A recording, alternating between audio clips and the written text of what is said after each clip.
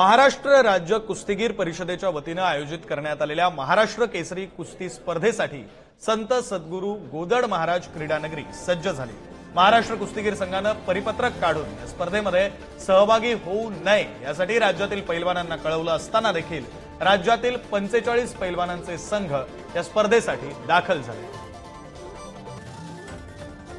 कर्जत तालुक्यातील संत सद्गुरू गोदड महाराज क्रीडानगरी या ठिकाणी आहोत। आपण जर पाहिलं तर या ठिकाणी आज महाराष्ट्र केसरी कुस्ती स्पर्धेचा ठराव या ठिकाणी होणार आहे। आपण या मैदानावर आहोत। 4 मैदान या ठिकाणी या पैलवानांसाठी तयार करण्यात आलेले आहेत। 2 गादीचे आहेत आणि 2 मातीचे आहेत। अशा पद्धतीचं या ठिकाणी भव्य अशी स्टेडियमची निर्मिती करण्यात आली आहे। संत सद्गुरू गोदड महाराज क्रीडानगरी अशा पद्धतीचं नाव या ठिकाणी दिलेलं आहे। जिल्हा तालीम संघ, महाराष्ट्र कुस्ती परिषद आणि कर्जत तालुका या ठिकाणी संघ या ठिकाणी हे स्पर्धेचं आयोजन करण्यात आलं। यामध्ये आमदार रोहित पवार आणि रोहित पवार मित्रमंडळ कर्जत जामखेड यांच्या वतीने आयोजन होत आहे।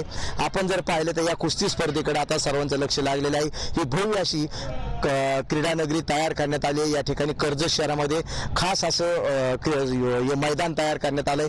स्वतः शरद पवार यांच्या अंतिम कुस्ती स्पर्धेसाठी उपस्थित राहणार आहे। महाराष्ट्र केसरीची मानाची गदा शरद पवार यांच्या हस्ते दिली जाणार आहे। याच जिल्ह्यामध्ये सलग दुसऱ्यांदा यापूर्वी म्हणजे जानेवारी महिन्यामध्ये आणि फेब्रुवारी महिन्याच्या सुरुवातीला महाराष्ट्र केसरी स्पर्धा अहिल्यानगरमध्ये झाली होती आणि आता ती वादात सापडलेल्या स्पर्धेनंतर पुन्हा या ठिकाणी कुस्ती परिषदेच्या वतीनं या कर्जत येथे ही महाराष्ट्र केसरी स्पर्धा भरवली जाते।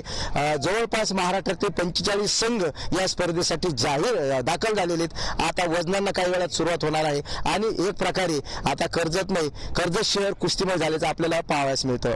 पुढे चॅनलसाठी कॅमेरामॅन ऋषीसह गणेश जेवरे, अहिल्यानगर। काँग्रेसचं शिष्टमंडळ राज्यपालांची भेट घेणार आहे। संध्याकाळी 5:30 वाजता